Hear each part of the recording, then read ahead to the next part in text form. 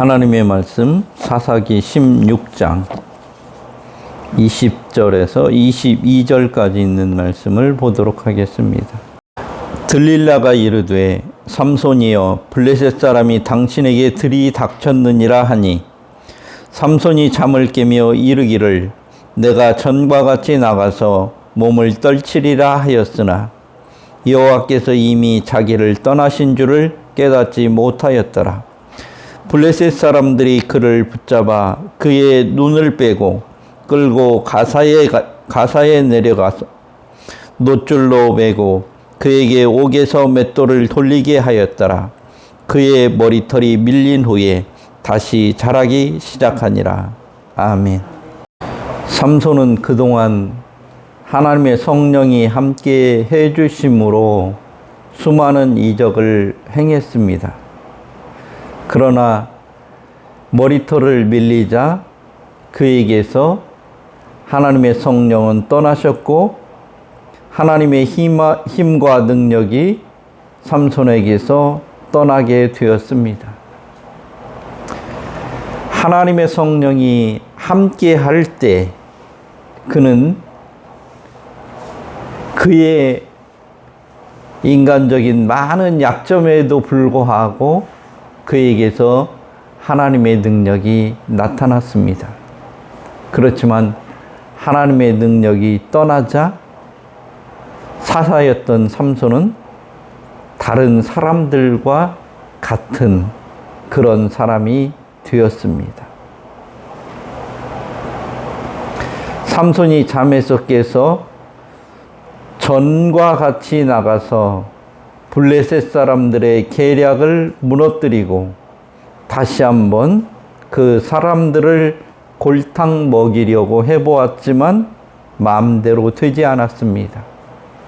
왜냐하면 여호와께서 이미 삼손을 떠나셨기 때문입니다. 그런데도 삼손은 아직도 깨닫지 못하고 있습니다.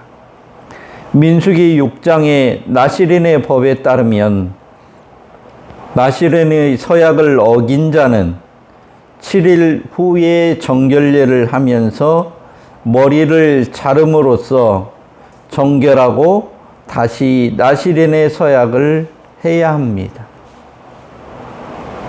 이 경우에는 이전에 나시린으로 보낸 기간은 무효가 되게 됩니다. 또한 나시린의 서약이 끝났을 때에도 머리를 자르는데 이 경우에는 나시린의 서약이 끝났다는 의미로 자르는 것입니다.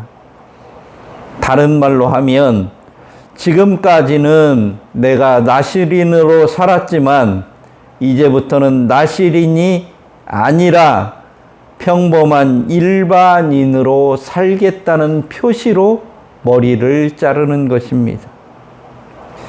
하나님은 나시린인 삼손이 술을 먹고 사체를 만지는 일을 했을 때에도 참아주셨지만 삼손의 머리카락이 잘려 나시린의 서약이 파괴되고 더 이상은 나시린이 아님을 만방에 선포하게 되자 삼손과는 더 이상 함께 하실 수가 없었던 것입니다.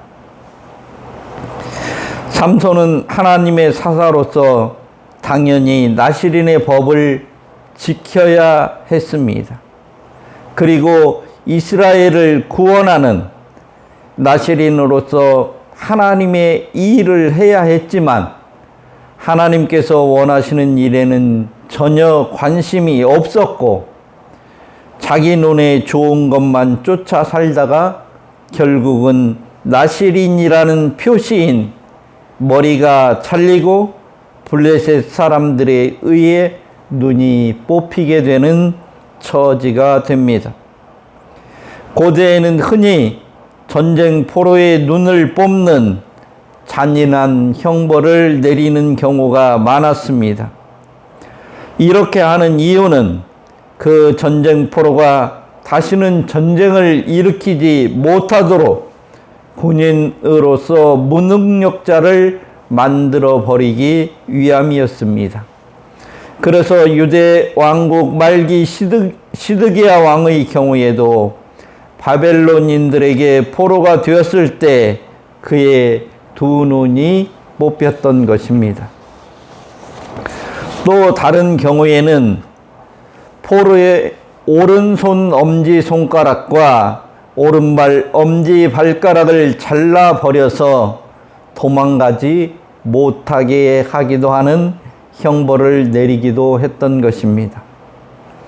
하나님의 은혜와 능력을 모두 잃고 눈이 뽑힌 삼손은 놋줄에 매여 소나 말처럼 맷돌을 돌리는 신세가 되었습니다.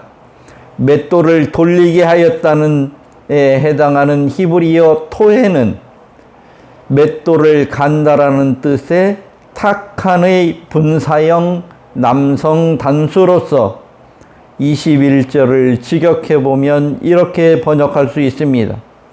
그는 놋사슬들에 묶인 채 죄수의 집에서 맷돌을 돌리고 있는 자가 되었다라고 번역할 수 있습니다. 이 말은 무슨 뜻이냐면 삼손이 계속해서 맷돌을 돌리고 있는 모습을 말하고 있는 것입니다. 삼손이 돌리고 있는 맷돌은 어느 가정에서 여인들이 매일 돌리는 작은 맷돌이 아니라 소나 나귀들이 돌리는 아주 큰 연자방아 맷돌을 가리킵니다. 고대의 맷돌을 돌리는 이 일은 노예가 하는 일 중에서도 가장 힘들고 천한 일로 여겨졌습니다. 왜냐하면 이 일은 사람이 하는 일이 아니라 짐승이 하는 일이었기 때문입니다. 삼손이 맷돌을 돌리고 있는 것은 사람이 아니라 하나의 힘센 짐승 취급을 받고 있음을 보여주는 것입니다. 이런 관념과 풍습은 이후 헬라 시대와 로마 시대까지도 계속해서 이어졌습니다. 또한 삼손이 끌려간 곳이 가사입니다. 가사는 삼손이 엄청난 괴력을 자랑하며 보란듯이 성문을 뽑아서 메고 헤브론 앞산까지 갔던 곳으로서 삼손을 죽이려던 블레셋 사람들에게 치욕적인 굴욕을 안겨주었던 장소입니다. 그런데 이 가사에 삼손이 짐승처럼 묶여 노역을 하고 있고 이 사람들의 요구대로 제조를 부리고 있으니 이 얼마나 아이러니하고 수치스러운 일입니까? 들릴라의 배반으로 힘을 잃은 삼손이 블레셋 사람에게 잡히고 두 눈이 뽑힘으로 오랜 전쟁은 결국 블레셋의 승리로 끝나는 듯 했습니다.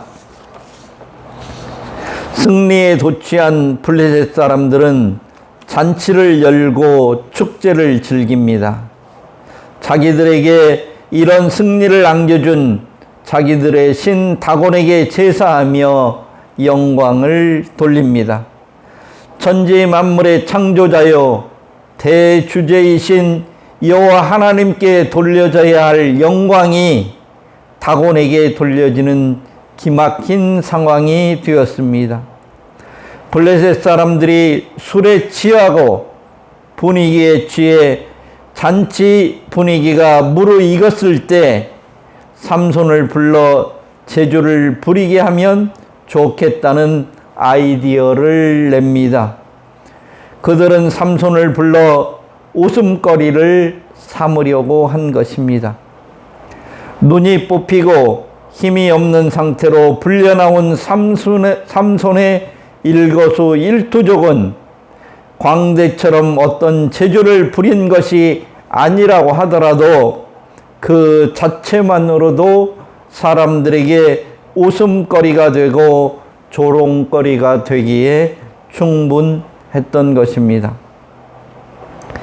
이전에 압도적인 괴력으로 자기들을 괴롭히던 삼손이 이제는 앞도 못 보면서 이리저리로 끌려다니는 모습만큼 그들에게 큰 흥분과 즐거움을 주는 구경거리는 없었을 것입니다. 사자보다 강한 삼손이 자기들 앞에서 재롱을 부리는 꼭두각시처럼 바뀐 모습을 보니 얼마나 통쾌하고 즐거운 일이었겠습니까? 분하기도 하고 창피하기도 하지만 어쩔 수 없는 처지에 있는 삼손이 자기를 인도하는 소년에게 신전을 지탱하는 기둥을 찾아 그곳에 기댈 수 있게 해달라고 부탁을 합니다. 승리의 기쁨에 도취되어 있는 블레셋 사람들과 한 소년을 의지해야만 하고 제조를 부려야만 하는 나시린의 초라함이 극적으로 묘한 대조를 이루고 있어서 오히려 삼손의 처지를 딱하게 여길 수밖에 없는 이러한 상황입니다. 삼손의 말을 들은 소년은 서 있기가 너무 힘들어서 기댈 곳이 필요하니 도와달라는 의미로 아주 처량하고 불쌍하게 들렸던 것으로 보입니다. 그래서 이 소년은 아무런 의심 없이 삼손의 부탁을 들어줍니다. 그리고 다곤 신전의 상황을 삼손에게 자세히 설명해 줍니다. 여기에는 블레셋 방백들 뿐만 아니라 3천여 명 정도 되는 사람들이 온집해 있으며 자리가 모자라 지붕 위에까지 빼곡하게 들어차 있다고 이야기를 합니다. 이런 처지에서 건물을 지탱하는 두 기둥을 잡고 삼손은 하나님께 기도합니다. 삼손이 여호와께 부르짖어 이르되 주 여호와여 구하옵나니 나를 생각하옵소서. 하나님이여 구하옵나니 이번만 나를 강하게 하사 나의 두 눈을 뺀 블레셋 사람에게 원수를 단번에 갚게 하옵소서라고 기도합니다. 삼손은 사사로서 이스라엘의 구원과 여호와 하나님의 영광을 위해서가 아니라 여전히 개인적인 관점에서 자신의 두 눈을 잃게 한 블레셋 원수를 갚을 수 있게 해달라고 기도하는 것입니다. 여기서 단번에라고 번역된 아트는 직역하면 두 눈 중에 하나에 대한 원수를 갚게 해 주십시오, 이런 말입니다. 이 말은 3,000명쯤 죽인다고 해서 내가 완전히 복수하는 것은 아닐지라도 절반만큼의 원수라도 갚게 해 주세요라고 애원하고 있는 것입니다. 다른 말로 하면 삼손의 원수를 반드시 갚아야 한다는 원한에 사무친 기도였습니다. 사사기를 기록한 성경 기자는 삼손의 말을 직접 인용하여 삼손의 기도 목적이 삼손 개인을 위한 것임을 분명하게 하고 있습니다. 이 얼마나 비루하고 찌질한 기도인지를 잘 보여주고 있는 것입니다. 사사라고 하는 사람이 이스라엘을 구원한다든지 하나님의 대업을 이루기 위해서 하나님 저를 이렇게 사용해 주십시오. 제가 하나님의 뜻을 이렇게 이룰 수 있도록 해 주세요. 이렇게 기도하는 것이 마땅한데 지금 삼손의 기도는 이스라엘을 위한 것도 아니고 하나님의 과업을 이루기 위한 것도 아니고 오직 자기의 두 눈을 뽑은 블레셋 사람들에게 원수를 갚게 해달라고 하는 그런 찌질한 기도를 하고 있는 것입니다. 사람이 그 자리에 맞는, 그 나이에 맞는 그런 행동을 해야 함에도 불구하고 전혀 그러지 못한 모습을 우리들에게 보여주고 있습니다. 이전에는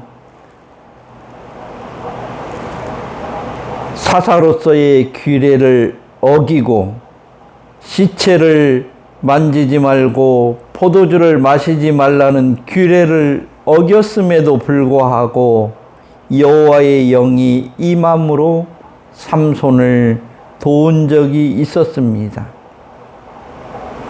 그런데 과연 여호와께서 자신이 명령한 규례를 파괴한 삼손을 또 다시 구해 줄 것인가 하는 것이 우리 모두의 관심일 수밖에 없는 것입니다.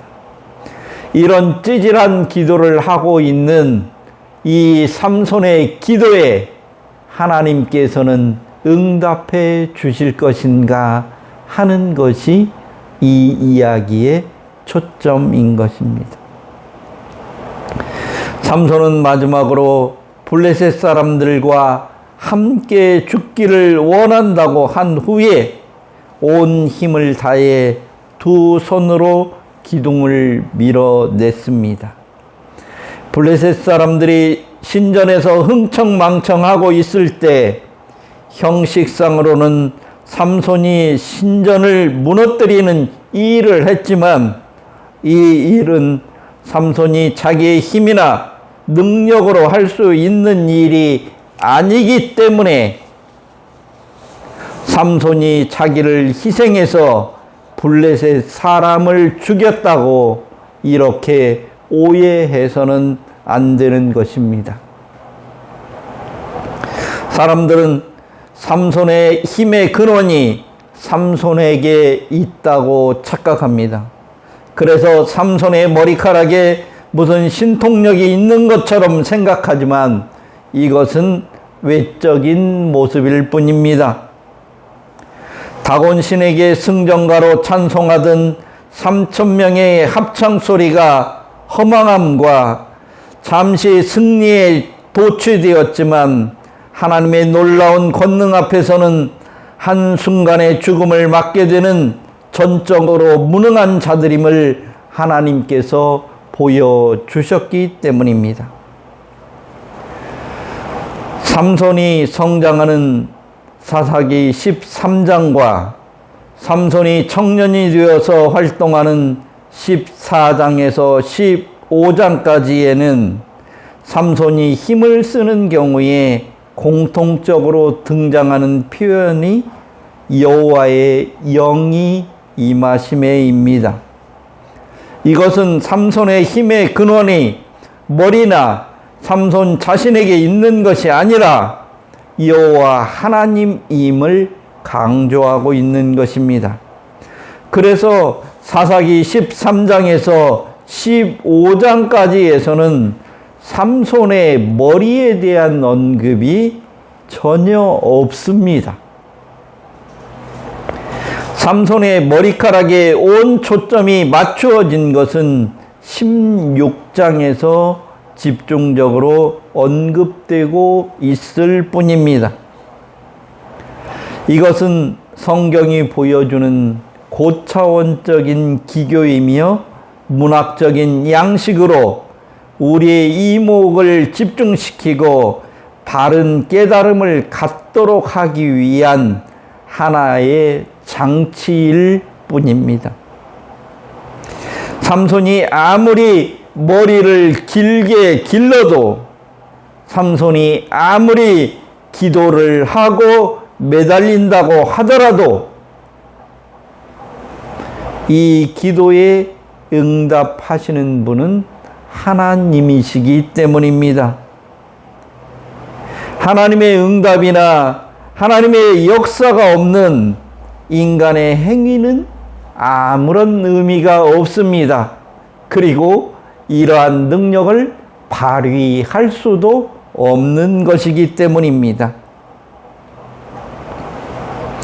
그래서 삼손이 눈이 뽑히고 노줄로 매고 옥중에서 맷돌을 돌리고 있는 절망스러운 가운데에서도 삼손의 머리털이 자라나기 시작했다고 성경은 기록하고 있는 것입니다.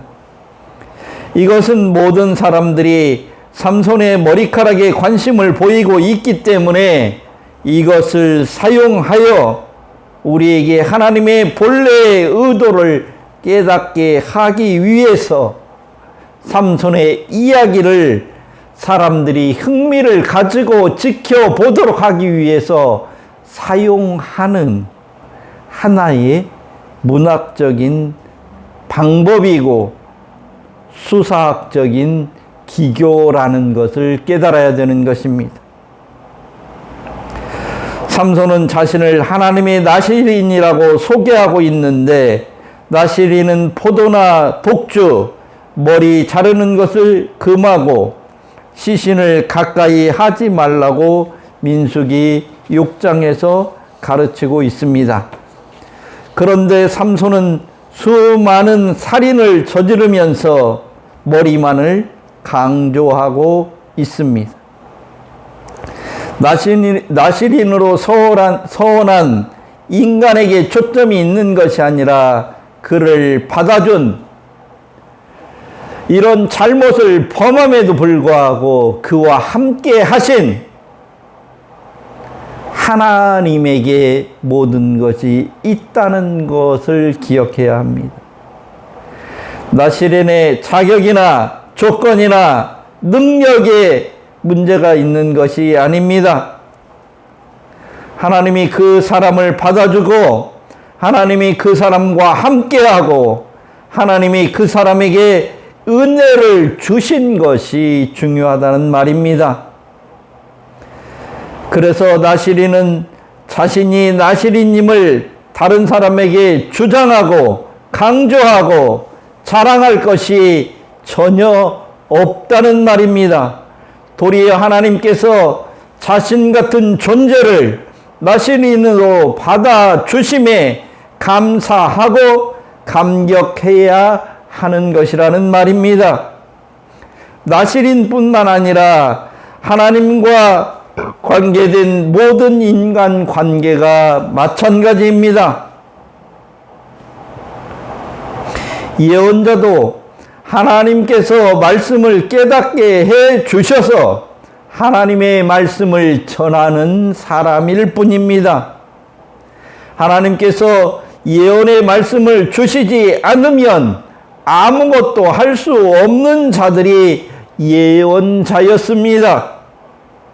그렇기 때문에 예언자가 되기 위해서 무슨 수련을 해야 된다든지 고매한 인격을 갖춰야 된다든지 다른 사람보다 뛰어난 자질을 소유한 사람이어야 될 필요가 없었기 때문에 하나님은 선지자들을 부를 때 아무런 학식이 없는 자, 농사를 짓고 있는 자, 이런 사람들, 세상 사람들이 볼 때에는 무자격자들을 부르셔서 하나님의 일을 맡기셨던 것입니다.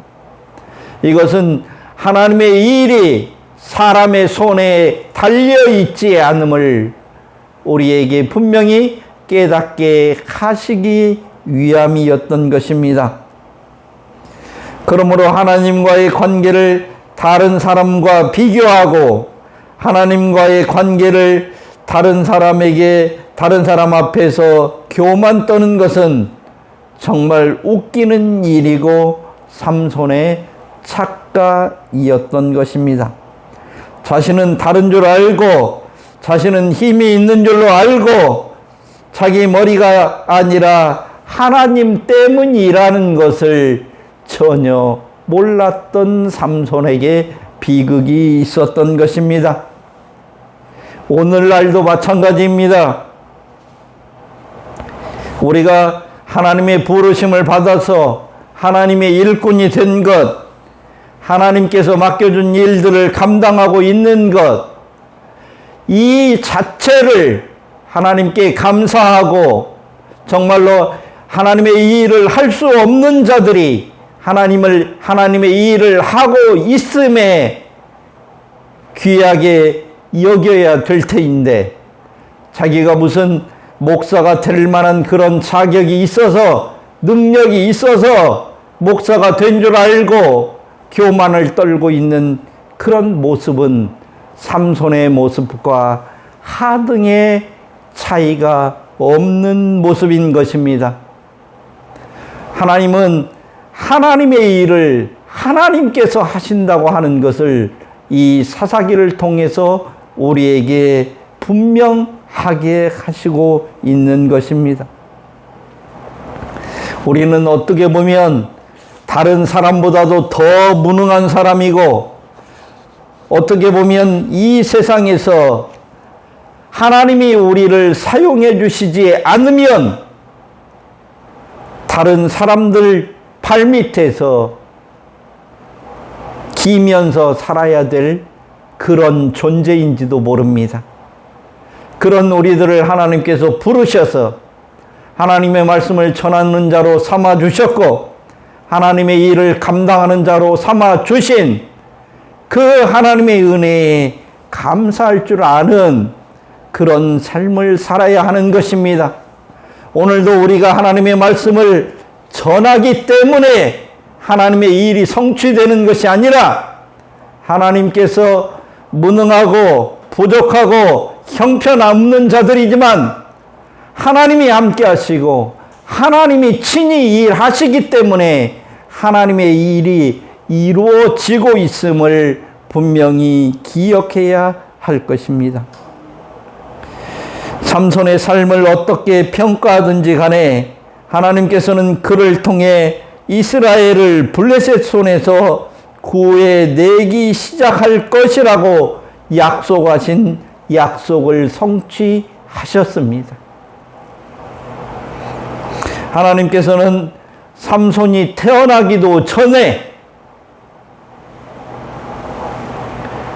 친히 삼손을 사사로 삼고 그를 통해서 이스라엘을 블레셋에서 구원해낼 거라고 사사기 13장에서 이미 말씀을 하셨습니다. 그 말씀은 하나님께서 그렇게 하시기로 계획하셨다는 말입니다. 삼손은 하나님께 하등에 아무런 도움이 되는 행동을 한 적이 없는 사람입니다. 마지막까지도 자기의 원수를 개인적인 복수를 하기 위해서 하나님께 기도한 사람이지 하나님의 일을 이루기 위해서 기도한 사람이 아닙니다.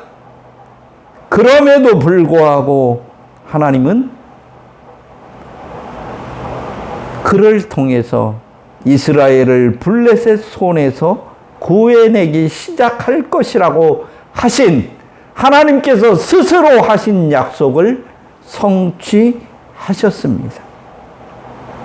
이것이 삼손의 삶을 통해서 우리에게 교훈하고자 하시는 것입니다. 하나님은 어떤 분이신지, 어떻게 일하시는지를 우리에게 분명히 알도록 하시기 위해서 이 삼손 스토리를 성경에 기록하도록 하신 것입니다. 오늘도 건방을 떠는 목사들이 너무나 많습니다.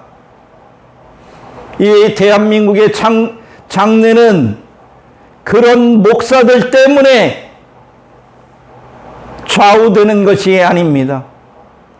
하나님께서 이 대한민국을 사용하셔서 하실 일들은 목사들이 어떻게 하는 것과 상관없이 그 일들을 하나님께서 이루실 거라고 하는 것을 우리들이 분명히 알고 믿어야 할 것입니다. 하나님께서 계획하신 일은 인간에 의해 좌우되는 것이 아니라 하나님께서 반드시 이룬다는 사실을 분명하게 기억해야 합니다. 이것이 삼손 스토리를 통해서 하나님께서 우리에게 전해 주시고자 하시는 말씀인 것입니다. 하나님이 주신 능력과 은혜를 가지고 개인적인 성취와 욕망을 채우기에 급급했던 삼손처럼 오늘날 많은 교계의 지도자라고 하는 자들이 이런 하나님을 드러내고 이런 하나님을 온전하게 증거하기 위해서 힘쓰고 애쓰는 것이 아니라 권력 앞에 굴종하고 자기 개인적인 욕망과 자기 개인적인 성취를 위해서 교회를 호도하고 있고 하나님의 말씀을 호도하고 있는 것은 아닌지 뒤돌아 봐야 된다는 이야기입니다.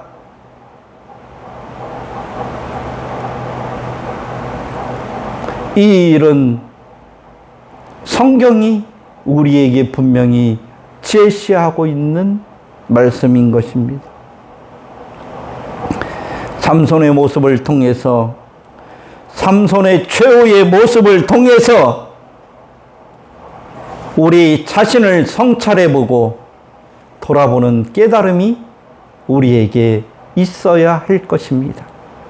그리고 우리를 불러서 크나 작으나 하나님의 일을 맡겨주시고 그 일을 할 수 있도록 하나님께서 우리와 함께 하심을 감사하며 영광 돌리는 그런 자들이 되어야 할 것입니다.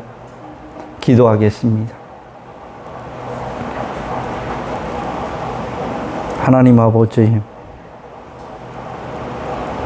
하나님께 선택받고 하나님께 부름받았던 삼손이 하나님의 일을 하는 게 아니라 자기 자신의 눈에 좋게 보이는 대로 자기의 욕망에 이끌려 살았지만 하나님은 결국 이런 삼손을 통해서도 하나님의 뜻을 이루시고 마시는 것을 오늘 하나님의 말씀을 통해서 분명히 보게 되었습니다. 알게 되었습니다. 깨닫게 되었습니다. 하나님, 우리를 하나님의 선한 도구로 사용하여 주옵소서.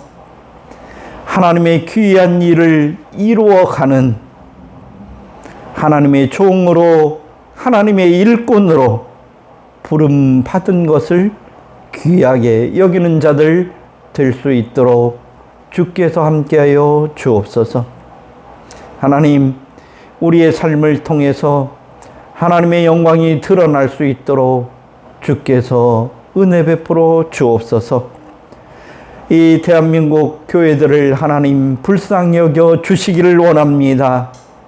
하나님, 한국 교회가 이 세상 속에서 얼마나 많은 비난을 받고 있는지, 또 비난을 받는 그런 일을 해왔는지 하나님 앞에 돌이키며 회개하는 자들 다 될 수 있도록 은혜를 베풀어 주시기를 원합니다.